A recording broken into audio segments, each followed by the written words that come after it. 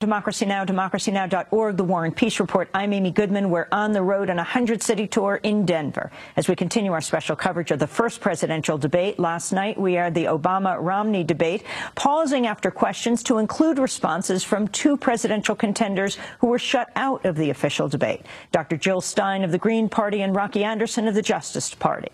During the official debate, moderator Jim Lehrer asked President Obama and Mitt Romney if there's a fundamental difference between how they view the mission of the federal government. This is President Obama. Well, I definitely think there are differences. The first role of the federal government is to keep the American people safe. That's its most basic function. And as Commander-in-Chief, that is something that I have worked on and thought about every single day that I've been in the Oval Office. But I also believe that government has the capacity, the federal government has the capacity to help open up opportunity and create ladders of opportunity and to create frameworks where the American people can succeed. Look, the genius of America is the free enterprise system and freedom, and the fact that people can go out there and start a business, work on an idea, make their own decisions. But as Abraham Lincoln understood, there are also some things we do better together. So in the middle of the Civil War, Abraham Lincoln said, let's help to finance the Transcontinental Railroad. Let's start the National Academy of Sciences. Let's start land-grant colleges, because we want to give these gateways of opportunity for all Americans, because if all Americans are getting opportunity, we're all going to be better off. That doesn't restrict people's freedom. That enhances it. And so what I've tried to do as president is to apply those same principles. And when it comes to education, what I've said is we've got to reform schools that are not working. We used something called race to the top. It wasn't a top-down approach, Governor. What we've said is to states, we'll give you more money if you initiate reforms. And as a consequence, you had 46 states around the country who have made a real difference. But what I've also said is let's hire another 100,000 math and science teachers to make sure we maintain our technological lead and our people are skilled and able to succeed. And hard-pressed states right now can't all do that. In fact, we've seen layoffs of hundreds of thousands of teachers over the last several years, and Governor Romney doesn't think we need more teachers. I do, because I think that that is the kind of investment where the federal government can help. It can't do it all, but it can make a difference. And as a consequence, we'll have a better trained workforce, and that will create jobs because companies want to locate in places where we've got a skilled workforce. 2 minutes, Governor, on the role of government. Your view. Well, first, I love great schools. Massachusetts, our schools are ranked #1 of all 50 states. And the key to great schools, great teachers. So I reject the idea that I don't believe in great teachers or more teachers. Every school district, every state should make that decision on their own. The role of government. Look behind us, the Constitution and the Declaration of Independence. The role of government is to promote and protect the principles of those documents. First, life and liberty. We have a responsibility to protect the lives and liberties of our people, and that means a military second to none. I do not believe in cutting our military. I believe in maintaining the strength of America's military. Second, in that line that says we are endowed by our Creator with our rights, I believe we must maintain our commitment to religious tolerance and freedom in this country. That statement also says that we are endowed by our Creator with the right to pursue happiness as we choose. I interpret that as, one, making sure that those people who are less fortunate and can't care for themselves are cared by one another. We're a nation that believes that we're all children of the same God, and we care for those that have difficulties, those that are elderly and have problems and challenges, those that are disabled. We care for them, and we look for discovery and innovation, all these things desired out of the American heart to provide the pursuit of happiness for our citizens. But we also believe in maintaining for individuals the right to pursue their dreams and not to have the government substitute itself for the rights of free individuals. And what we're seeing right now is, in my view, a trickle-down government approach, which has government thinking it can do a better job than free people pursuing their dreams, and it's not working. And And the proof of that is 23 million people out of work. The proof of that is 1 out of 6 people in poverty. The proof of that is we've gone from 32 million on food stamps to 47 million on food stamps. The proof of that is that 50% of college graduates this year can't find work. We know that the path we're taking is not working. It's time for a new path. Rocky Anderson. Certainly, our government is supposed to keep us safe, but more and more, United States citizens are worried about being safe from our government. Our government is spying on us. Even when there was illegal spying under the Bush administration, what did the next president, President Obama, do? He said, oh, let's not worry about those who violated federal laws. When they spied on American citizens, let's just move forward and not look backwards. No accountability for a certain class of people. No sense of the rule of law controlling, no sense that we have a one-tiered system of justice. The Patriot Act needs to be repealed. We need to follow due process. We have a president who's targeting U.S. citizens for assassination. Where's the due process in that? Or indefinite detention? Yes, so we certainly do need to hold government accountable. And as Rocky's pointing out, the attack on our civil liberties has been devastating under the Obama White House, which basically codified the violations of George Bush, the attacks on our privacy rights, on First Amendment rights, the criminalization of the right to protest, the National Defense Authorization Act, in which the president has claimed the right to incarcerate us, basically, without charge or trial, and to do that at his pleasure without having to justify that in any way. So yes, there are very serious problems. Things are not working under Democrats, under Republicans alike. We need a government that's of, by, and for the people, not sponsored and working for big money in Wall Street. Moderator Jim Lehrer. That brings us to closing statements. There's a coin toss. Governor Romney, you won the toss, and you elected to go last, so you have a closing 2 minutes, Mr. President. Well, Jim, I want to thank you, and I want to thank Governor Romney, because I think this was a terrific debate, and I very much appreciate it. And I want to thank the University of Denver. 4 years ago, we were going through a major crisis, and yet my faith and confidence in the American future is undiminished. And the reason is because of its people. Because the woman I met in North Carolina who decided at 55 to go back to school because she wanted to inspire her daughter and now has a job from that new training that she's gotten. Because a company in Minnesota who was willing to give up salaries and perks for their executives to make sure that they didn't lay off workers during a recession.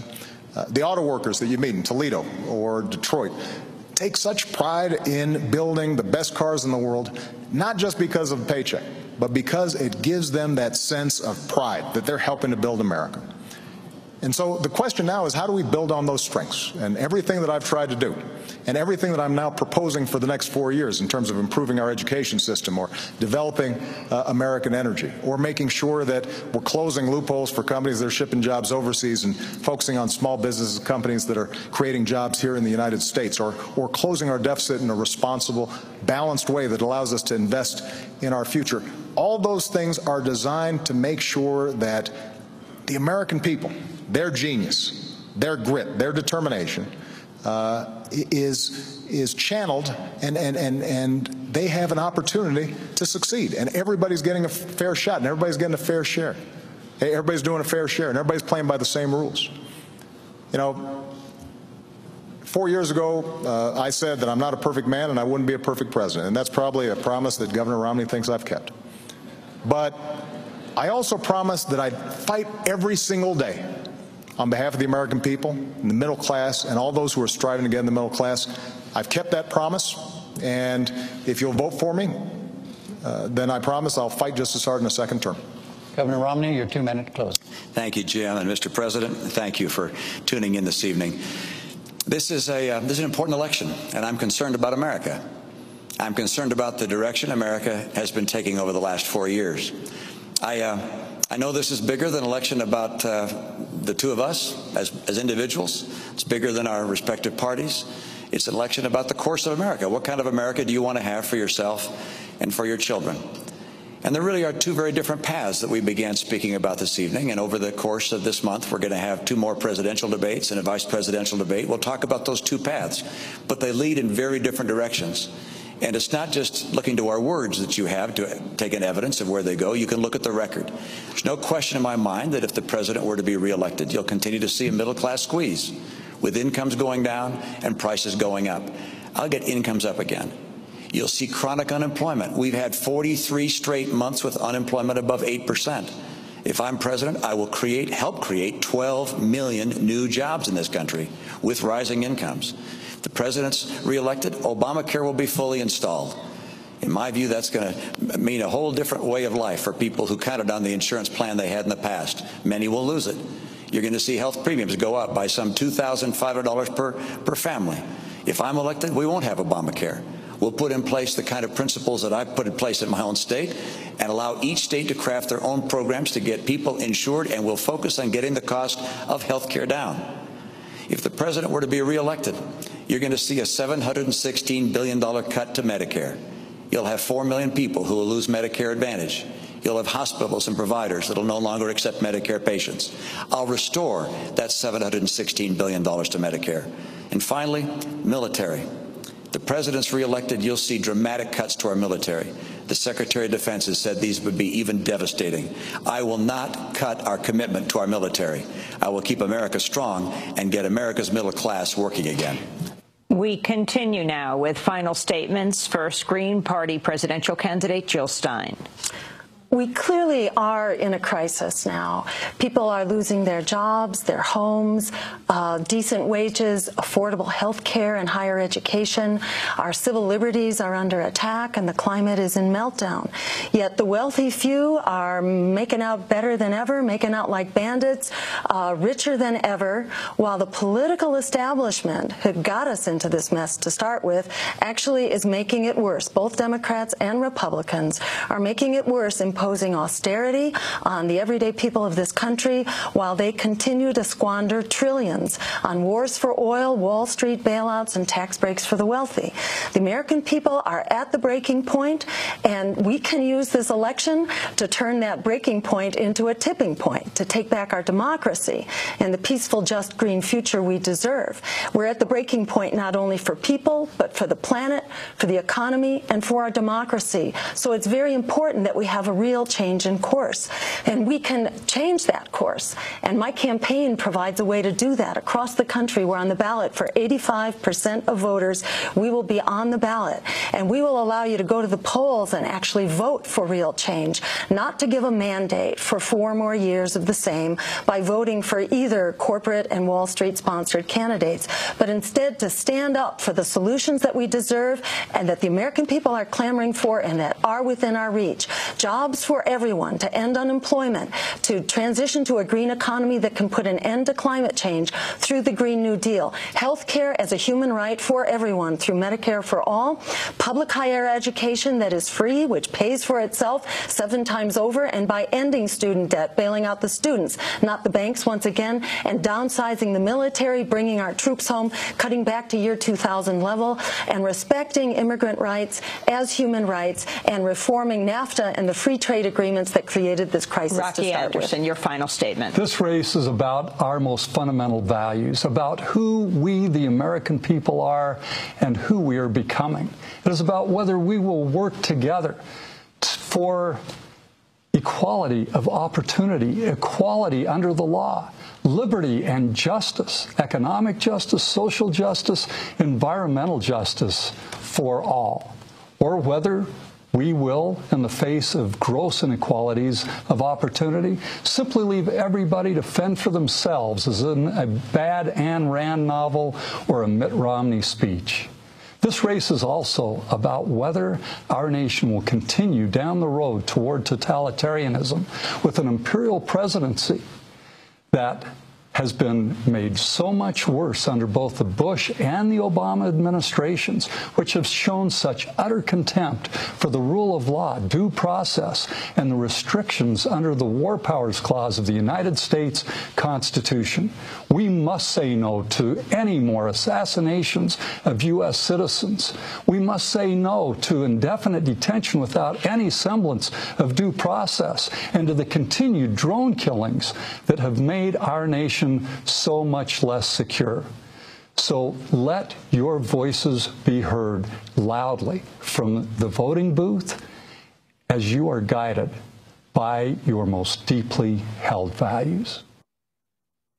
The Justice Party's presidential candidate Rocky Anderson and Green Party candidate Dr. Jill Stein, as they participated in the presidential debate last night in real time at real podiums, albeit outside the gates of the official debate, on Democracy Now!'s special broadcast expanding the debate. To see our whole 3-hour broadcast, go to our website, democracynow.org, and to get a copy as well.